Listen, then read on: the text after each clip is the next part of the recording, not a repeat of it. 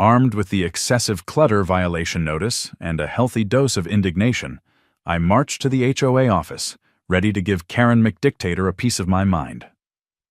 I strode into the office, the laminated tile floor echoing my purposeful steps. Karen, perched behind her desk like a queen on her throne, looked up with a glacial smile. "Mr. Jones," she greeted, her voice dripping with faux sweetness. "To what do I owe the pleasure?" "This," I said, slapping the violation notice on her desk. "This ridiculous accusation of excessive clutter." Karen's smile widened, a predatory glint in her eyes. "Ah, yes," she purred. "The clutter. It's quite unsightly." "Unsightly?" I retorted, my voice rising. "My yard is perfectly tidy. There's a garden gnome and some firewood, for heaven's sake. What exactly is the problem?" Karen leaned back in her chair, her expression smug. "The problem, Mr. Jones, is that your decorations do not conform to the community's aesthetic standards. We strive for a clean, uniform look throughout the neighborhood. Your clutter disrupts that vision." "Uniform?" I scoffed. "You mean boring. You want to turn our neighborhood into a Stepford suburb, where every house looks exactly the same, every lawn is perfectly manicured, and every resident is a mindless drone conforming to your arbitrary rules." Karen's smile vanished, replaced by a mask of cold fury. "Mr. Jones," she said, her voice dangerously low, "I suggest you reconsider your tone. I am simply enforcing the rules, and the rules state that excessive clutter is prohibited." "Those rules are ridiculous," I exclaimed. "And you know it! You're just using them to exert your power over everyone." Karen stood up, her imposing figure looming over me. "Mr. Jones," she said, her voice laced with steel, "you are in violation of the HOA regulations. You have been issued a fine. You have two options: comply or face the consequences." I stared at her, my anger battling with a growing sense of despair. Reasoning with Karen was clearly futile. She was not interested in compromise, in fairness, or in common sense. She was interested in control, and she would use any means necessary to achieve it. I left the HOA office defeated but not broken. Karen might have won this round, but the war was far from over. I would not let her bully me into submission. I would find a way to fight back, to expose her tyranny, and to reclaim my right to a garden gnome and a pile of firewood. The fines started subtly, almost like a dripping faucet. A constant, irritating reminder of Karen's petty power. $50 a day.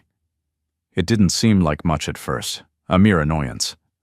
But then the days turned into weeks, and the $50 multiplied, becoming a significant drain on my budget. It wasn't just the money. It was the principle of the thing. Being fined for a garden gnome and a stack of firewood felt like being nickel and dimed into submission. Each morning, I'd walk out to retrieve the newspaper, a quaint ritual I refused to give up despite the digital age, and there it would be, another bright orange violation notice, mocking me with its cheerful hue and its grim message. The fines weren't just financial, they were psychological, a constant reminder of Karen's control, a daily dose of frustration. I started to feel like I was living in a Kafkaesque nightmare, where arbitrary rules were enforced with an iron fist, and logic had no place. Then came the letters. Official-looking envelopes, thick and heavy, arrived in the mail, addressed to resident, because, of course, Karen couldn't be bothered to use my actual name.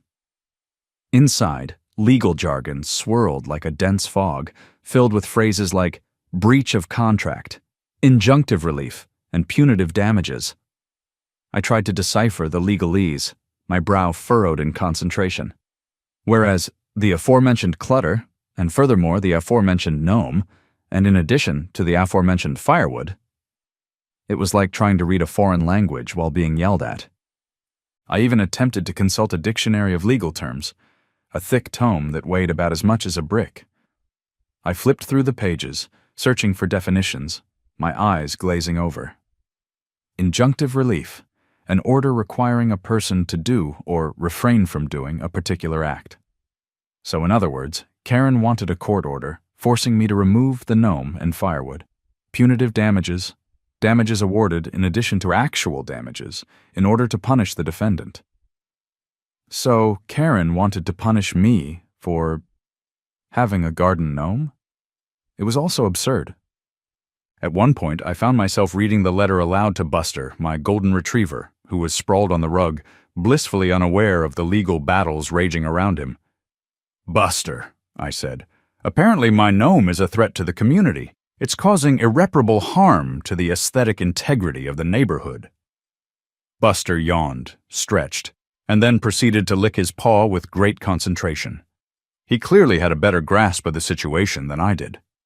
Despite the intimidation factor of the legal threats, a spark of defiance flickered within me.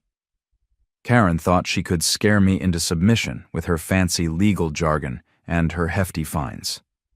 But she was wrong. The more she tried to bully me, the more determined I became to fight back.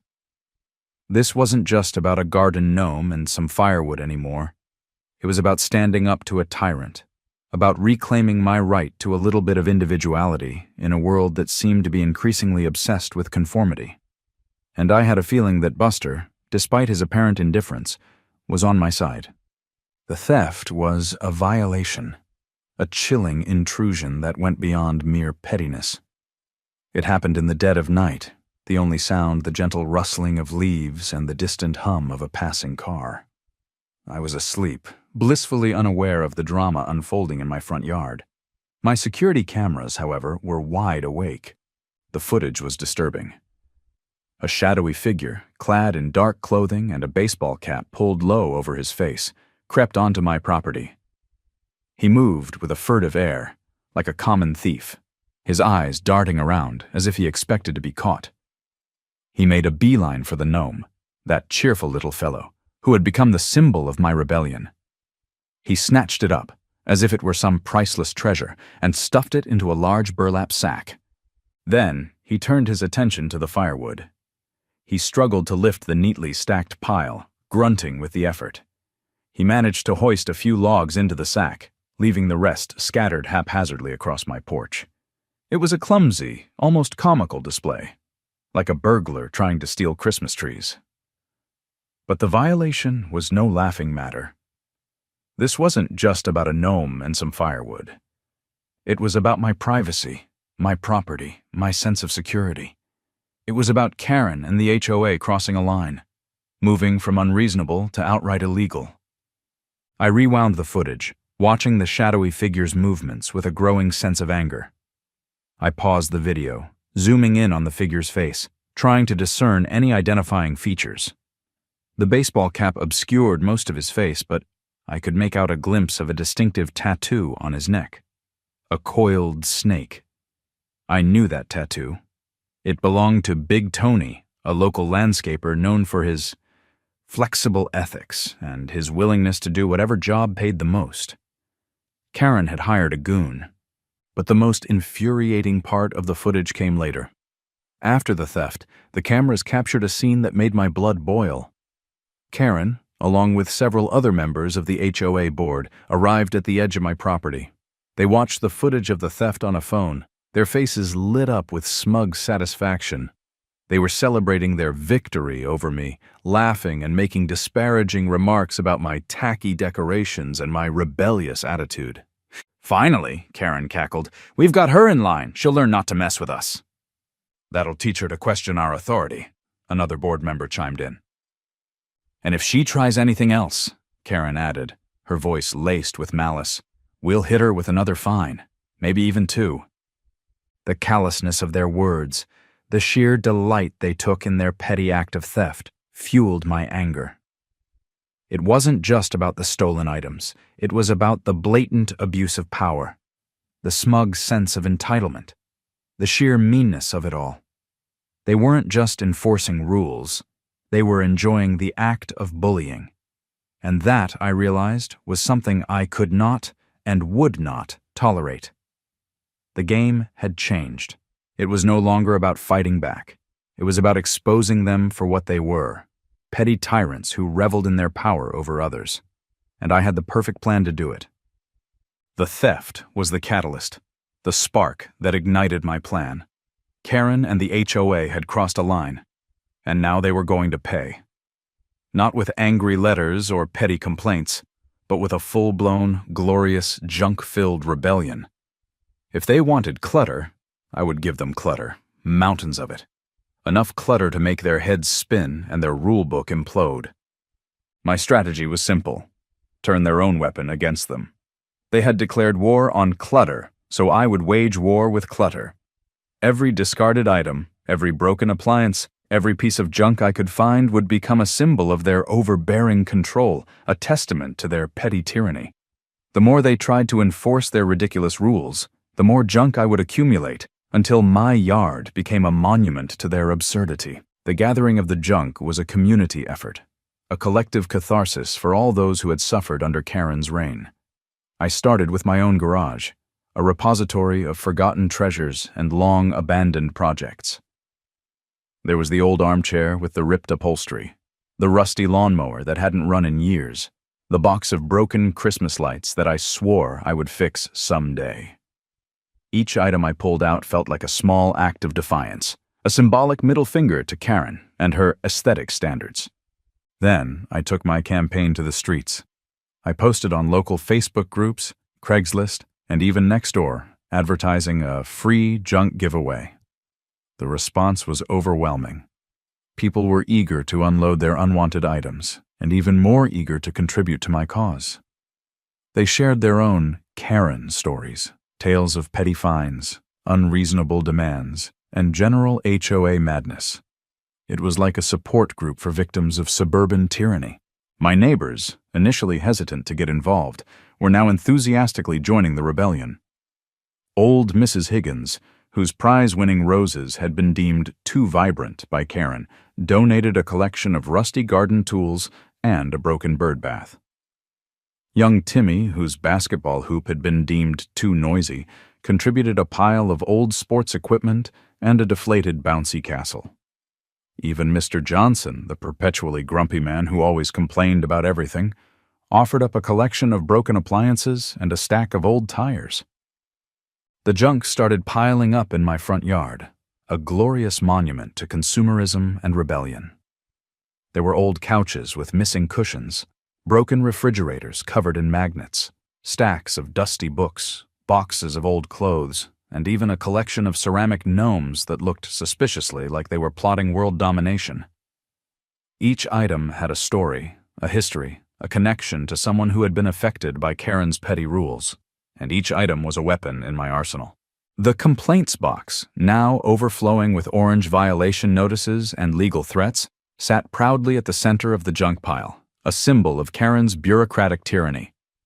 It was almost full, a testament to her dedication to nitpicking every detail of our lives. But it wouldn't be for long. Soon it would be joined by a mountain of junk so vast, so glorious, so utterly ridiculous, that even Karen McDictator wouldn't be able to ignore it. The junkpocalypse was coming. The complaints box started as a simple cardboard container, rescued from the recycling bin. It was initially intended to hold just the excessive clutter notice, a symbol of Karen's initial foray into petty tyranny. But as the orange notices multiplied, so did the box's significance. It became a repository for all of Karen's bureaucratic nonsense, a physical manifestation of her overbearing control. Each useless HOA letter, each ridiculous fine notice, each passive-aggressive memo found its way into the box, transforming it from a mere container into a symbol of Karen's power trip. Filling the box became a cathartic ritual. Every time I received a new piece of Karen's paper terrorism, I'd march to the box, the offending document clutched in my hand, and ceremoniously drop it inside. The satisfying thump of the paper hitting the bottom of the box was a small victory, a tiny act of defiance against her petty rules. As the box filled, it grew heavier, both physically and symbolically. It represented not just Karen's tyranny, but also the weight of her constant harassment, the frustration, the anger, the sheer absurdity of it all. And as it grew heavier, so did my resolve to fight back. The massive sign was the final touch, the visual exclamation point to my junk-filled declaration of independence. It was a behemoth, a bright yellow banner that stretched across my entire front yard, proclaiming in bold black letters the HOA's annual junk giveaway, free to all. The sign wasn't just big, it was strategically placed, ensuring maximum visibility to anyone driving down the street, including, and especially, Karen McDictator. It was a beacon of rebellion, a public announcement that I was not going to be bullied, that I was turning Karen's nonsense into a spectacle, a community event, a party. The sign wasn't just a sign, it was a statement. It was a visual representation of my defiance, a bold declaration that I was taking back control of my property, my sanity, and my sense of humor. It was also, I hoped, a subtle jab at the HOA, implying that they were the ones who had created this junk problem with their ridiculous rules and their constant harassment. The irony, I knew, would not be lost on them. The online campaign was the next logical step. I needed to spread the word, to invite the community to participate in the HOA junk giveaway, to turn my personal rebellion into a neighborhood-wide event. I crafted posts for Facebook, Craigslist, and Nextdoor, carefully balancing humor and sarcasm, subtly mocking the HOA without being overtly aggressive. "Tired of that old couch taking up space in your garage?" I wrote. "Have a broken appliance you just can't seem to part with? Well, good news.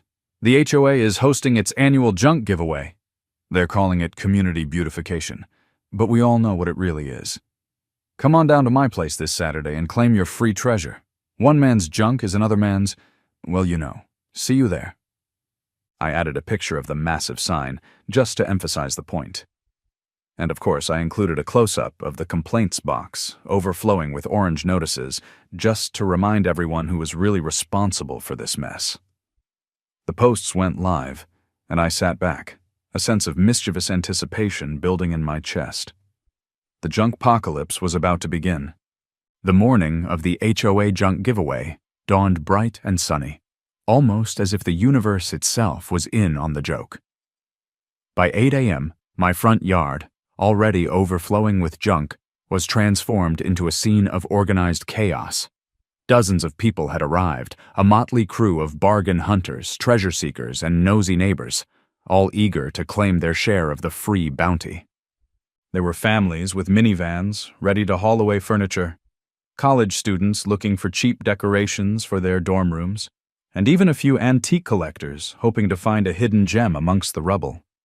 They milled about the junk pile, digging through boxes, inspecting couches, and haggling over the price of a slightly rusty exercise bike. It was like a flea market, a yard sale, and a circus all rolled into one. The variety of items was astounding. There were old lamps, broken toys, stacks of vinyl records, boxes of mismatched dishes, and even a taxidermied squirrel wearing a tiny hat. It was a testament to the sheer volume of stuff we accumulate in our lives, and a perfect illustration of Karen's obsession with clutter. The air buzzed with excited chatter, the occasional shout of, "I call dibs on the rocking chair," and the general din of people rummaging through, well, junk. And then Karen arrived. She pulled up in her pristine white SUV, her face a mask of thunderous fury. She surveyed the scene, her eyes widening in disbelief. Her perfectly sculpted power bob seemed to quiver with indignation. She looked like a pressure cooker about to explode. She parked her car haphazardly, nearly hitting Mrs. Higgins' prize-winning roses, the irony was almost too much to bear, and stormed towards the crowd. "What is the meaning of this?" she shrieked, her voice barely audible above the din. "This is outrageous! This is clutter!" The crowd, engrossed in their treasure hunt, barely acknowledged her. A few people glanced up, offered a polite smile, and then went back to their rummaging. Karen's authority, her carefully constructed image of control, was completely undermined. She was just another voice in the crowd, a frantic, red-faced woman yelling about, well, clutter. She tried to push her way through the throng, attempting to assert her authority. "This is private property," she yelled. "You're all trespassing. Leave immediately." But no one listened. They were too busy digging through the junk, finding unexpected treasures, and enjoying the spectacle of Karen's meltdown. She was like a tiny, angry chihuahua barking at a pack of wolves. Her power, her influence, her carefully crafted image of control had all vanished, replaced by a wave of junk-fueled chaos. The junkpocalypse had begun, and Karen McDictator was powerless to stop it. The HOA HQ toilet was a stroke of comedic genius, a perfect symbol of the community's collective disdain for Karen and her iron-fisted HOA rule. It arrived on the back of a pickup truck, driven by none other than Mr. Johnson, the perpetually grumpy neighbor who had contributed his fair share of broken appliances to the junk pile. He hopped out of the truck, a mischievous glint in his eye, and unloaded the toilet, a slightly used but otherwise functional porcelain throne. He carefully positioned it in front of the HOA office, right next to the meticulously manicured flower bed, which, ironically, had been deemed too colorful by Karen. Then he produced a roll of duct tape and a large piece of cardboard. With a flourish, he wrote HOA HQ in bold letters and taped the sign to the back of the toilet. The crowd erupted in laughter, appreciating the sheer audacity of the gesture. The HOA HQ toilet became an instant sensation, a symbol of rebellion, a public declaration that the community had had enough of Karen's, well, you know. The toilet wasn't just a toilet, it was a statement. It symbolized the HOA's perceived disregard for the community's needs, their focus on petty rules over actual issues. It was a humorous, yet pointed way of saying, "We think your policies are crap." And the fact that it was placed directly in front of their office for all the world to see made it even more delicious. As the morning progressed, the chaos escalated. The junk pile grew larger, attracting more attention from passers-by. Cars slowed down, people stopped to gawk, and the HOA junk giveaway became a local phenomenon. The news even showed up, cameras rolling, eager to capture the spectacle. They interviewed me, asking about the giveaway and the inspiration behind it. I, of course, played it coy, emphasizing the community spirit and the desire to recycle unwanted items. I carefully avoided mentioning Karen by name, but the implication was clear. The junk wasn't just junk anymore, it was performance art, a living, breathing testament to the absurdity of the HOA's rules. It was a spectacle that was impossible to ignore, a visual representation of the community's frustration and a giant middle finger to Karen McDictator. The junkpocalypse was in full swing, and it was glorious. The arrival of the police was almost anticlimactic. Two officers, looking slightly bewildered by the scene of utter chaos unfolding before them, cautiously approached me. "Sir," the younger officer began, "we received a complaint about, excessive clutter and a possible disturbance." He gestured towards the sprawling junk pile with a bemused expression. "Is this a yard sale?" I couldn't help but chuckle. "Not exactly, officer. It's more of a community donation drive. The HOA is generously giving away unwanted items to anyone who wants them." I gestured towards the HOA HQ toilet with a flourish. "They even have a designated headquarters now." The officers exchanged glances, clearly trying to process the situation. The older officer, a seasoned veteran with a world-weary air, sighed. "Ma'am, I understand that this might be unconventional. But as long as the items are being given away freely and there's no public safety hazard, there's nothing we can do." "But the clutter!" Karen shrieked, emerging from the crowd, her face contorted with fury. "It's a violation! It's an eyesore! It's... Words failed her, and she sputtered into silence.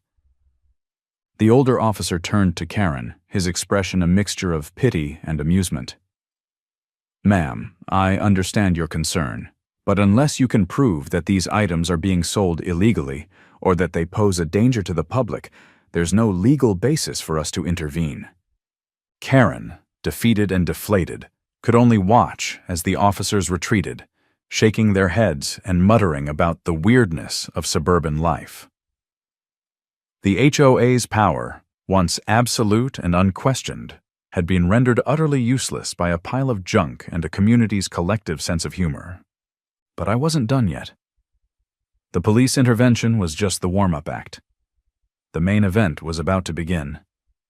I marched back into the HOA office, Karen trailing behind me like a disgruntled shadow. I slammed the excessive clutter violation notice and all the subsequent fines onto Karen's desk. "You've been served," I declared, my voice ringing with righteous anger. "I'm filing a counter-complaint against you and the HOA for illegal property removal, trespassing, and harassment." Karen's eyes widened in disbelief. "What?" she sputtered. "You can't do that! We're the HOA, we make the rules!" "Not anymore," I retorted. "You've abused your power, you've violated my property rights, and you've terrorized this community with your petty tyranny. It's time for you to face the consequences." I turned and walked out of the office, leaving Karen speechless and surrounded by a mountain of junk. The junkpocalypse had reached its climax, and the HOA, once the symbol of suburban control, was now the laughingstock of the neighborhood. The tables had turned, and I, the once victimized homeowner, was now the one holding all the cards. The HOA junk giveaway wasn't just a neighborhood event, it was a media sensation. Local news outlets, always hungry for a good story, descended upon my front yard like vultures on a carcass. Cameras rolled, reporters interviewed attendees, and the junkpocalypse became the lead story on the evening news. The narrative was irresistible. A David versus Goliath battle, with Jones, the underdog homeowner, standing up to a tyrannical HOA represented by the formidable Karen McDictator. The news coverage painted a vivid picture of the chaos, the overflowing junk pile, the HOA HQ toilet, and of course Karen's increasingly frantic attempts to control the situation. The reporters highlighted the absurdity of the excessive clutter violation, showcasing the garden gnome and the neatly stacked firewood as examples of Karen's petty rule enforcement. They even interviewed some of my neighbors, who were more than happy to share their own Karen stories, further cementing her image as the neighborhood villain. The HOA, naturally, was mortified. Their carefully crafted image of suburban authority was shattered, replaced by a picture of bureaucratic overreach and petty tyranny. The public ridicule was relentless. Online forums buzzed with comments, memes featuring Karen and the HOA HQ toilet went viral, and the HOA's phone lines were flooded with complaints. They had become a laughingstock, the butt of every suburban joke. The HOA board, holed up in their pristine office, the irony wasn't lost on anyone, held an emergency meeting. The atmosphere was tense, the air thick with panic. Mr. Henderson, usually so composed, paced nervously, his face pale. Mrs. Peterson, her no-nonsense demeanor cracking under the pressure, wrung her hands. Mr. Johnson, surprisingly, was the only one who seemed to find the humor in the situation, though he wisely kept his amusement to himself. "This is a disaster!" Mr. Henderson exclaimed, his voice trembling. "Our reputation is ruined. We're the laughingstock of the entire town." "What are we going to do?" Mrs. Peterson wailed. "We have to do something. We have to apologize," Mr. Johnson suggested tentatively.